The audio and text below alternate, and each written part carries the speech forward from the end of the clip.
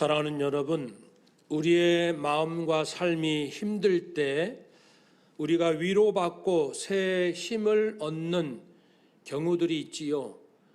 그런 것 중에 하나는 아마도 감동을 받는 일이라 생각합니다. 감동을 많이 받을수록 내 마음속에 외로움과 낙심, 또 안일함과 타성에 젖은 게으름, 이런 것들이 점점 사라지게 되겠죠. 이해받고 사랑받고 싶은 마음에서 감동을 많이 받는 사람들은 내가 먼저 이해하고 사랑해 주고자 하는 마음, 즉 사람의 마음이 변화되게 됩니다.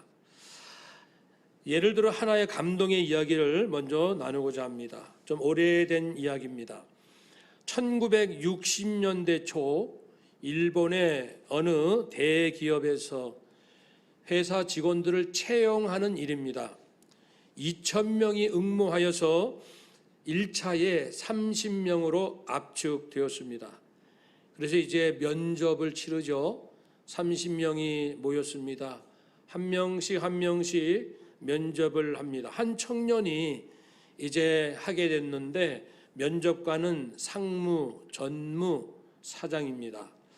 세 사람이 면접을 하는데 사장이 청년의 지원서, 이력서를 보면서 이야기를 합니다. 자네 점수가 참 좋군요. 아버지가 일찍 돌아가셨네요. 이런저런 질문 후에 그 사장이 청년에게 뜻하지 않는 질문을 합니다. 자네는 혹시 어머니의 발을 씻겨 드린 적이 있는가? 뜻밖의 질문에 청년은 당황했고 씻겨 드린 적이 없거든요.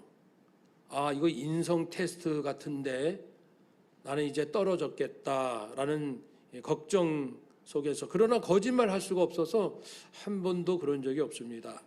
또 묻습니다. 그러면 어머니 등을 긁어드린 적이 있습니까? 네, 제가 초등학교 때 몇 번 그렇게 해드렸는데 그때마다 엄마가 용돈을 주셨습니다. 청년은 점점 불안하면서 불합격 되겠다 생각했죠.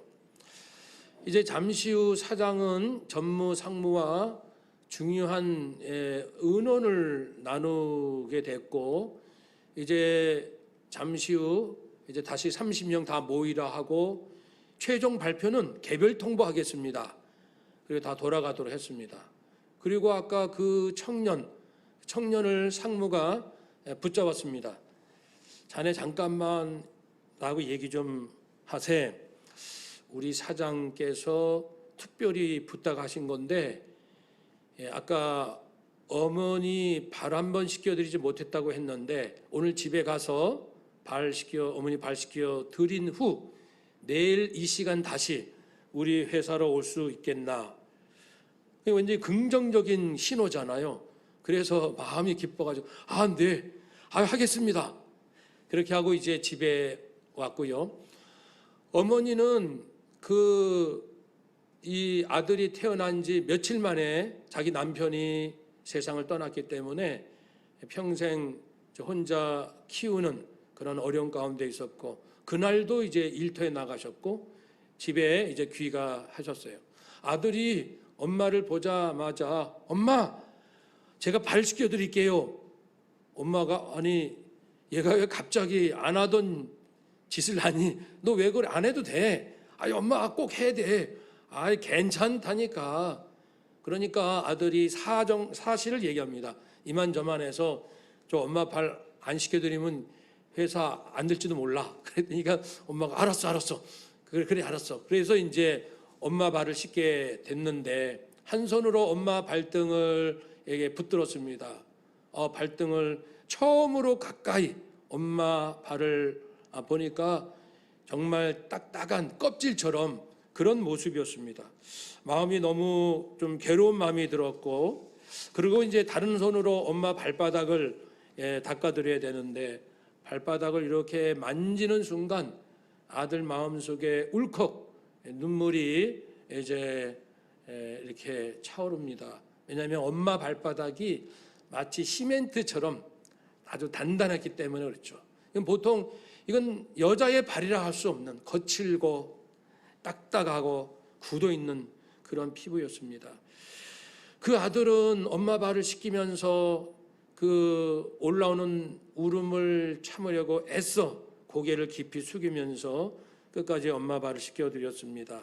어깨가 들썩이면서 그랬죠. 어머니는 그 아들의 어깨를 부드럽게 만져주시면서 아이 됐다, 그만 씻겨도 돼.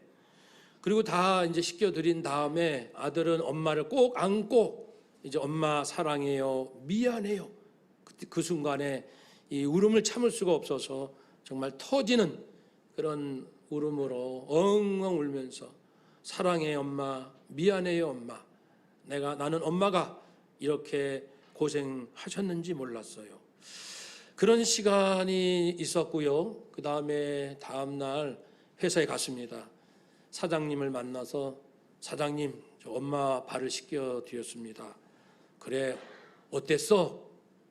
사장님, 제가 어머니의 사랑을 그동안 모르고 공부만 열심히 하고 내가 열심히 돈 벌어서 어머니 고생시키지 않게 해드리겠다는 생각만 했지 엄마가 얼마나 고생하셨는지에 대해서 깊이 생각지 못했습니다.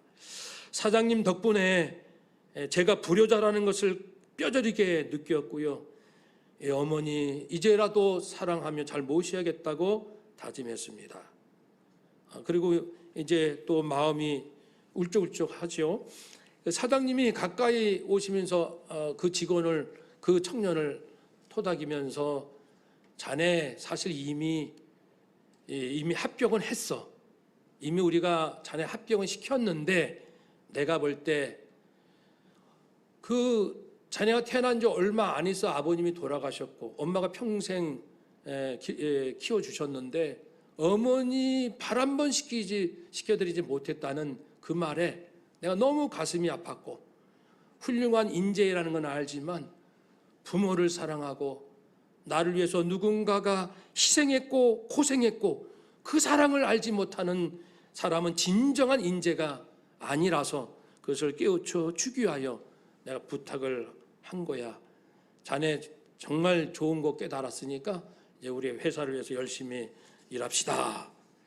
여러분, 이런 그 감동 어린 이야기를 들으면 우리가 왜 우리의 마음이 달라질까요?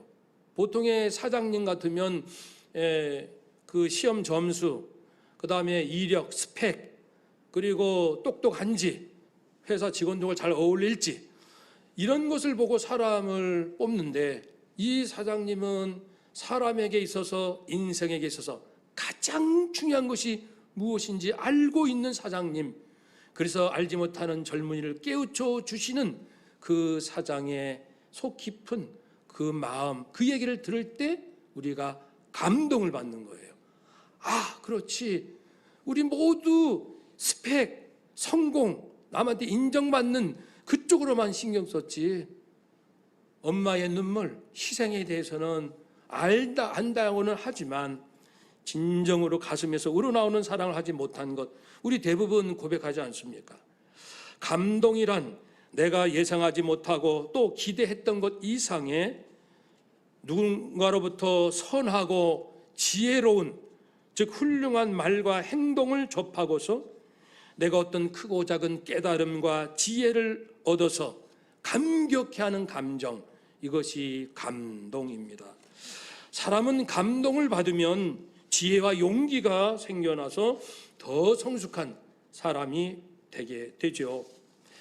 우리 믿는 사람도 마찬가지입니다. 신앙생활 하면서 우리는 감동을 많이 받을수록 믿음도 성장하고요.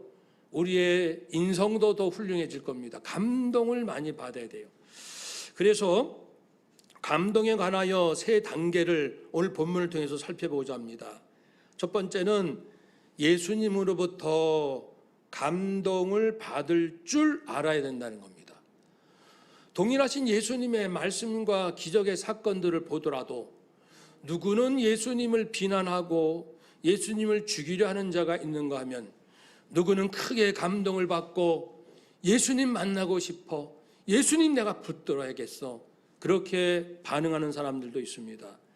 똑같은 신앙생활에도 하나님 말씀에 크게 감동을 받는 자가 있는가 하면 성경을 읽는다 하지만은 건성으로 읽고 자기 지식으로 판단하고 자기가 결국은 옳다라는 결론 내고 감동을 받을지 모르는, 우리는 하나님 예수님으로부터 감동을 받을 줄 알아야 됩니다. 그래서 우리 아들, 딸, 손자, 손녀들을 위해서 기도할 때 하나님, 우리 가족들, 우리 자녀, 자손들이 하나님의 사랑, 그리스도의 사랑에 감동을 받을 줄 아는 우리 자손들 되게 달라고 기도해야 합니다. 오늘 본문에서는 한 백부장이 등장하지요. 예수님께서 1차, 2차, 3차 갈릴리 사역을 하셨는데 2차 갈릴리 사역 첫 사건입니다. 가버나움에서 있었던 일입니다. 갈릴리 호수 북서쪽에 있는 그 제법 큰 마을인데 거기는 무역 통로기 때문에 사람들도 많고 로마 부대가 주둔해 있었습니다. 많은 군인들이 있고요. 그러다 보니까 로마 제국의 우상 숭배는 여러 가지 종교 영향도 가득했고 경제적으로는 상업의 요충지라 좀 부유한 편이었고, 그리고 이 가버나움에는 유대인도 많았지만 그 자체는 팔레스타인 유대 땅이죠. 유대인도 많지만 이방인도 많았습니다. 근데 이 가버나움은 예수님의 그 3년 공생의 핵심 지역입니다.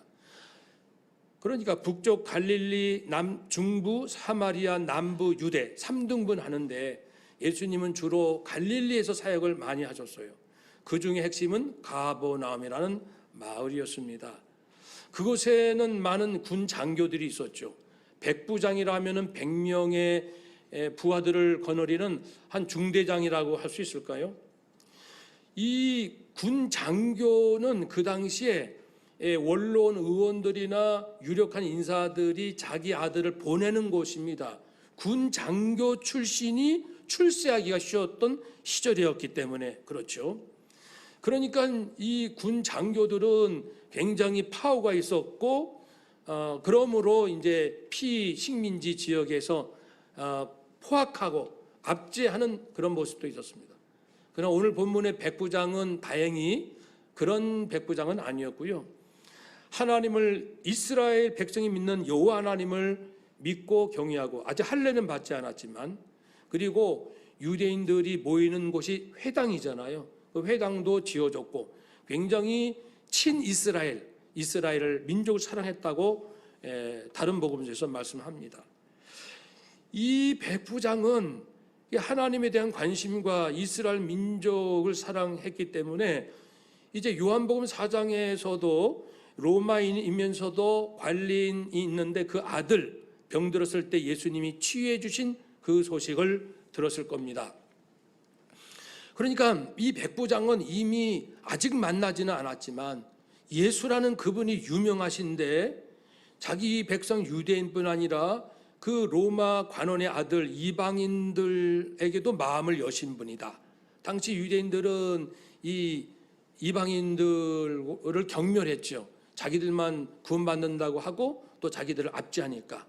그런데 이 예수라는 분은 이방인에게도 마음을 활짝 여시고, 그리고 수많은 병을 고치시고 귀신을 쫓아내시고 많은 기적을 행하시는 그 얘기를 들은 거예요. 벌써 마음에 뜨거움이 올라오며 내가 그분을 꼭 만나리라. 이미 여호와 하나님을 아는 분이기 때문에 메시아? 하나님이 약속하신 그 메시아이신가? 라는 기대감으로 주님 만나기를 사모하다가, 그렇죠? 그러니까 벌써 예수님으로부터 감동을 받는 그런 모습인 거죠.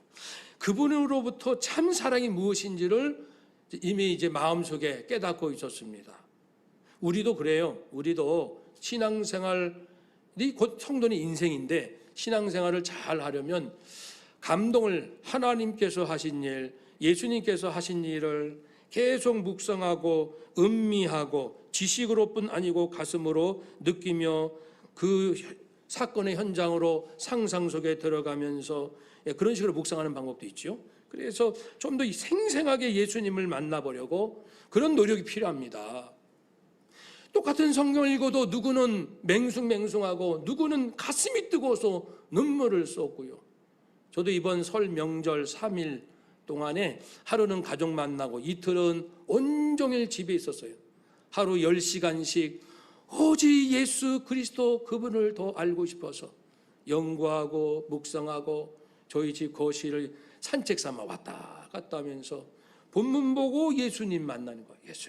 예수님 천국에 계신 우리 예수님인데 이런 일을 하셨고, 그래서 예수님의 처음 탄생전 예언, 우리 예수님이 예언 가운데 태어나셨구나, 이렇게 탄생하셨구나, 어린 시절은 이러하셨고, 그리고 초기 갈릴리 사역 1차, 2차, 3차, 중간에 갈릴리뿐 아니라 이방 지역에 가서도 귀신을 쫓아내시고 칠병이의 기적을 행하시고, 다시 갈릴리로 오시고 또 유대로 오시게 하여 사이 안 좋은 사마리아 지역을 통과하면서 어느 한 지역, 어느 한 사건, 어느 누구를 만나실지라도 한 영혼 더 구원하고 진리를 선포하시게 하여 눈물로 간절함으로 이동하심을 쭉 따라갔어요. 그래서 예수님의 생애 사건을 쭉 따라가 보니까 216가지예요. 그래서 그 하나하나 이제 묵상하는 시간을 이틀 동안 가졌습니다. 그러면서 울기도 하고, 정말 가슴에 예수님을 만나고 싶은 거예요. 예수님 정말 사랑합니다. 그런 시간을 이번 명절에 가졌습니다. 예수님, 성경 안에 계신 예수님을 내가 정말 진실로 만나길 원한다면 성령님은 도와줄 것이고, 만나면 가슴이 뜨거워지고 나의 죄가 깨달아지고 예수님의 위대한 사랑과 그분의 지혜와 능력을 믿음으로 맛볼 수 있잖아요. 예수님으로부터, 하나님부터 감동을 받을 줄을 알아야 됩니다. 이게 첫 번째예요. 두 번째는 예수님을 이제는 감동시켜 드려야 됩니다. 나도 예수님이 감동하시도록, 너 이렇게 믿음 좋은지 몰랐어. 너 그렇게 고통 가운데서도 끝까지 믿음 저버리지 않고 인내했구나. 예수님도 정말 감동하실 만큼의 우리가 그런 삶을 살아야 합니다. 백부장은 자기 종, 여기서 하인이라고 했죠. 하인은 흔히 아는 종, 그런 둘로스가 아니고요, 피아스, 아이라는 원뜻이지만 폭넓게는 굉장히 그 친밀한 그런 개념이에요. 그래서 이제 아마도 백부장 집안 일을 총괄하는 청지기로서 또 상속자처럼 여기던 사람이거나 실제 아들로 입양한 사람이 아닐까, 이렇게 성사학자들이 추정합니다. 그런데 그러니까 가까이 있는 자기 가족 같은 사람이에요. 매일 만나는 사람. 근데 중풍병에 걸렸어요. 나이가 어리기 때문에 노안으로 오는 중풍병은 아니고요, 이제 아마도 뇌출혈 등으로 해서 온 전신 마비라고 보여집니다. 제 친구 중에 한 사람이 교통사고 나서 25년 이상 이제 몸이, 정신은 또렷해요. 근데 온몸이 마비되고 점점 마지막 세상 떠날 때는 극심해서 아무것도 할 수가 없었어요. 우리 친구들이 가끔 이 산재병원에 병문안 가면은 그 점점 몸이 굳어지고 안 좋은 상황을 계속 보고 있는 거예요. 마지막에는 입 밖에는 이제 움직이는 데가 없어요. 그러니까 입에 볼펜을 물고, 그러면 우리 친구들이 자음 모음판을 딱 갖다 주면은 기역, 오, 미음, 아, 비읍, 디귿, 이렇게 찍어요. 그럼 뭐예요? 고맙다 친구들. 그렇게 힘드니까 그것도 이제 몇 마디 기본적인 인사만 하고, 보기만 해도 괴로워요. 보는 친구들도 어떻게 도와줄 수도 없고 너무 딱하고 안타깝고, 그 안에도 남편이 누워 있으니 또 이제 직장 다녀야 되잖아요. 그러니 남편은 아버지가 돌보셨거든요. 아버님도 연세가 있으신데 25년 아들 병에 이렇게 수발 간병하다 보니까 그렇게 착하신 아버님이신데 나중에는 화를 내더라고요. 자기 너무 김병에 효자 없다는 말도 있고, 김병에는 진짜 훌륭한 아빠도 막 아들 여기 역정내고 뭐 이렇게 좀 밀치기도 하고 막 너무 자기도 막 화가 나니까요. 속상하니까.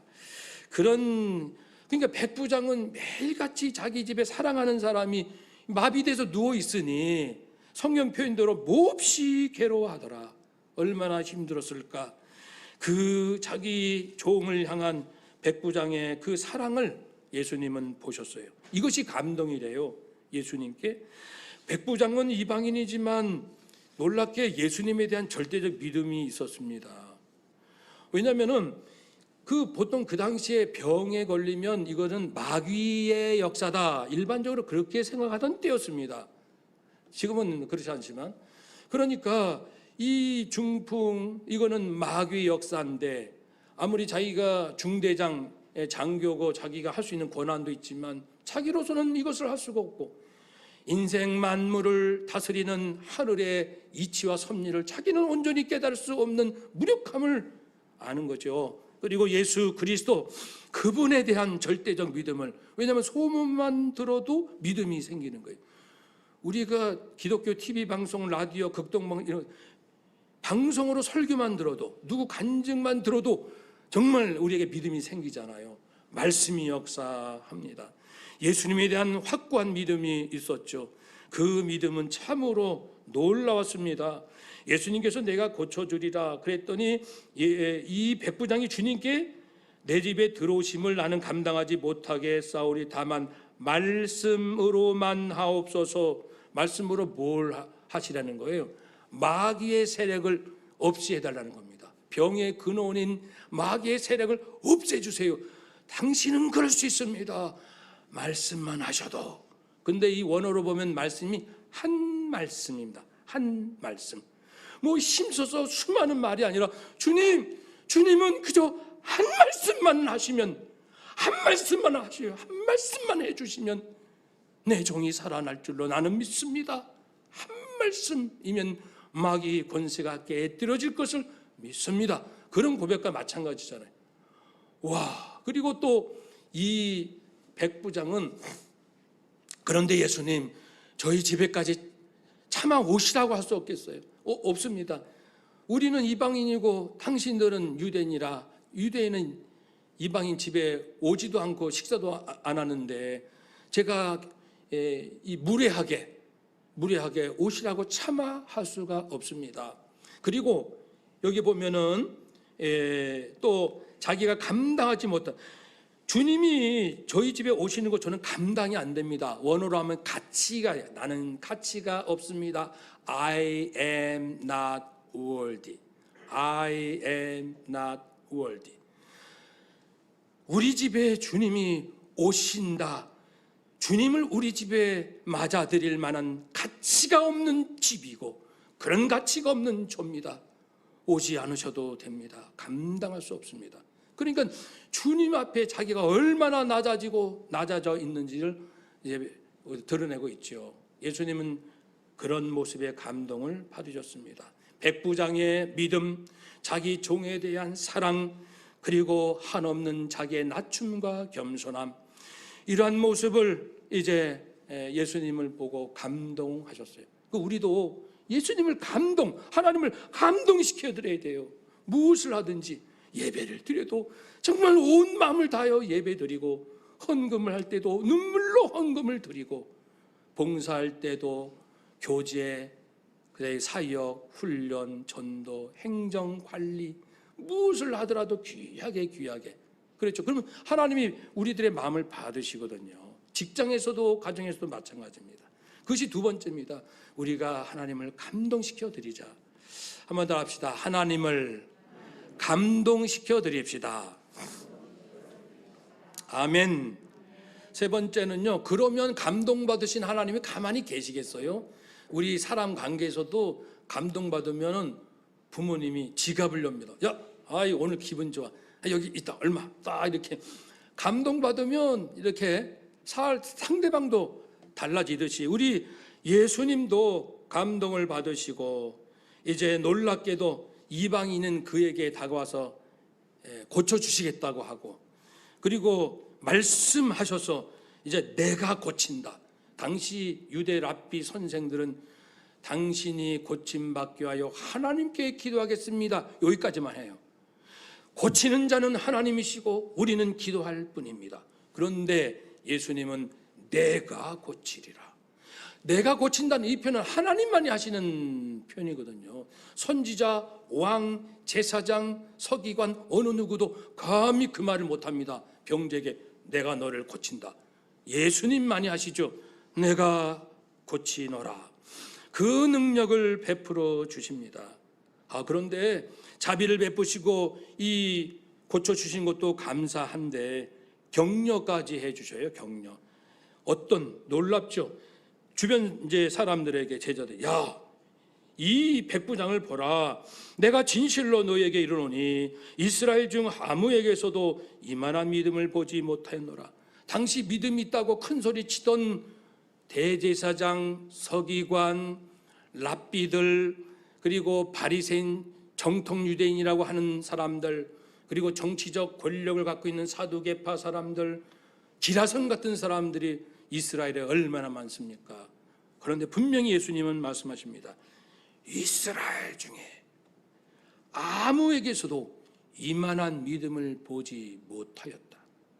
그러니까 우리 눈앞에 계신 예수님은 마귀 권세를 깨뜨리신 분이시고, 그분은 많은 말씀이 아니라 한 말씀만 하셔도 죽은 자가 살고 모든 질병이 고침받을 수 있는 그런 분이시다.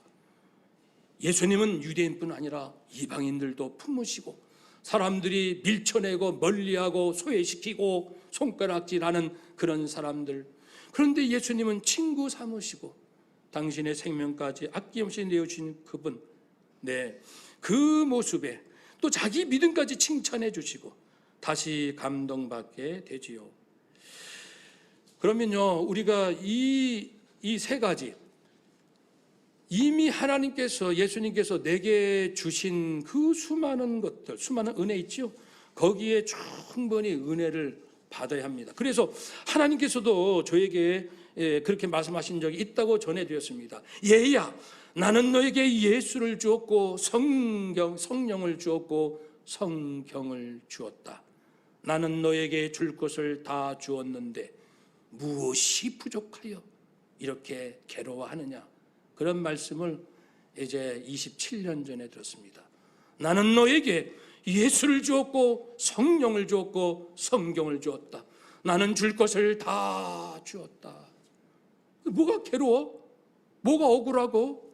뭐가 그렇게 살기 힘들다 그래? 누가 그렇게 밉니? 왜 이렇게 시기 질투하고 왜 이렇게 열등감이 있고 왜 그러는 거야? 예수는 누구고 성령은 누구시고 생명의 진리는 무엇이냐? 이렇게 말씀하시지 않겠습니까? 예수님께서 감동받으신 내용들을 보면요, 크게 4가지 있어요. 가나안 여인이 고침받는 거, 가나 혼인잔치에 예수님이 감동받으신 장면들 모아보면요, 이런 것들이에요. 우리가 믿음이 있을 때, 예수님에 대한 믿음. 왜냐하면 믿음이 있어야 구원받고, 믿음이 있어야 하나님과 좋은 관계가 되고, 믿음이 있어야 먼저 하나님의 나라 의를 구하죠. 우리 아까 장로님 기도하면 먼저 하나님의 나라 의. 2번째 사랑.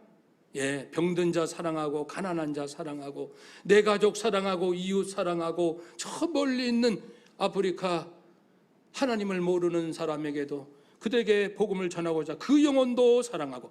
그러니까 선교사들이 생전 알지 못하는 그런 곳까지도 가서 자기 어떻게 보면 생명 아끼지 아니하고 지금도 선교사님들이 선교하고 있지 않습니까? 사랑, 사람에 대한 사랑, 하나님에 대한 사랑, 사랑이 있는 사람 보면 예수님은 마음이 너무너무 약해지셔가지고 그냥 감동을 잡수세요. 하나님 예수님은 겸손한 사람 앞에 마음이 약해지세요. 겸손한 자, 나는 죄인입니다. 가슴 찌고 마음을 찢는 자 긍휼히 여기시지만 나는 똑똑해, 나는 잘났어, 내가 의로워, 내가 굉장하지, 내가 이렇게 헌신했어, 나는 참 거룩해, 나는 경건한 사람이야. 이런 사람을 보면 하나님께서 물론 의인인 다른 사람도 낫다라고 인정해 주시지만 거기에 도취되어 있는 사람 보면 얼마나 슬퍼하시고 얼마나 괴로워하시는지요. 마음을 찢고 심령이 가난한 자 복이 있나니. 마음을 찢고 그러면 세상 사람들은요, 그렇게 괴롭게 어떻게 그렇게 살아요? 뭐가 이렇게 내가 죄가 많다, 내가 악하냐, 뭐 이렇게 힘들게 삽니까? No, 그게 아니잖아요. 그리스도께서 당신의 피값으로 나를 구원해 주셔서 나는 하나님의 자녀가 되었잖아요. 그렇지만 내 본성이 어떻다는 것은 잊지 않는다는 그 뜻입니다. 내가 착각하지 않는다는 거예요. 내가 교만하지 않는다는 거예요. 그래서 겸손, 나의 어떠함, 내 본성, 죄의 본성이 내 안에 그대로 있음을 아는 것, 아는 자를 보면 예수님은 그렇게 좋아하세요. 왜냐하면 긍휼히 여겨주시고 천국이 네 거야, 내가 너와 함께 한단다. 네 번째는요, 순종하는 사람. 이렇게 하면 손해보는데, 이렇게 하면 다른 사람이 손가락질 할 텐데, 그러나 주님이 내게 주시는 마음이다 싶으면 한 번 확인하고 두 번 하고, 정말 주님이 나에게 이걸 하기 원하셔라고 믿어지면 그냥 그 길 순종하는 사람 보시면 그렇게 하나님 예수님은 기뻐하시고 춤추시고. 한번 따라합시다. 믿음과 사랑과 겸손과 순종. 아멘. 이러한 사람들 보실 때, 아니 하나님은 예수님이 보내주셨잖아요. 만물이 정말 아버지 하나님 거 아닙니까? 온 우주 만물을 질서 있게 창조하신 하나님의 위대한 그 IQ, 무한대 하나님의 지능, 하나님의 절대적 전지하심, 그거 우리 아버지잖아요. 우리 아버지. 그러니까 우리가 이렇게 믿음, 사랑, 겸손, 순종함으로 나가면 하나님의 엄청난 사랑 어디에 쓰시겠어요? 내가 너희를 사랑하지. 사랑을 부어주시고 내 지혜, 하나님 지혜 어디다 쓰시겠어요? 하나님 혼자 있으면 재미없잖아요. 자기 자녀들에게 계속 지혜해 주시고 똑똑하게 해주시고 명철하게 해주시고. 하나님은 그 맛으로 사시는 분 아닙니까? 우리가 힘들고 낙심되고 정말 자살하고 싶을 때 하나님께서 뜻밖의 길을 열어주셔서, 요한은 나의 목자시니 내게 부족함이 없습니다 라고 고백할 수 있도록 능력을, 뜻하지 않는 능력, 내 원수가 조롱해도 원수 앞에 상을 잔치상을 베푸시고 빈잔이나 내 잔이 넘치나이다 이렇게 채워주시는 우리 멋지신 하나님 예수님이십니다. 그래서 우리가 많이 하나님 예수님께 감동받고 감동시켜 드리고, 그러면 또 많은 우리가 감동받는 일을 우리에게 해 주십니다. 그리고 한 가지 더 덧붙인다면 하나님뿐 아니에요. 사람, 남편에게 감동을 좀 해보세요. 내 남편 그러지 마시고 내 남편에게서 감동을 좀 받아보세요. 없다고요? 진짜 없을까요? 아내에게서 감동을 좀 해보세요. 우리 부모님께 감동할 것은 너무나도 많고요.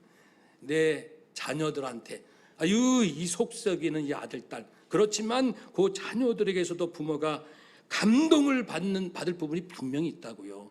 그리고 우리가 사람에게서, 가족, 성도에게서도 서로 감동을 받고자 하는 그런 겸손한 마음이 있다면 감동받고 감동 주고 얼마나 재밌고 신바람 나는 인생, 가정 공동체 되겠습니까? 우리가 그렇게 사시기를 주께서 원하시니 또한 우리는 그렇게 살 수 있으니 그렇게 되시기를 주의 이름으로 축복합니다. 아멘. 기도하겠습니다.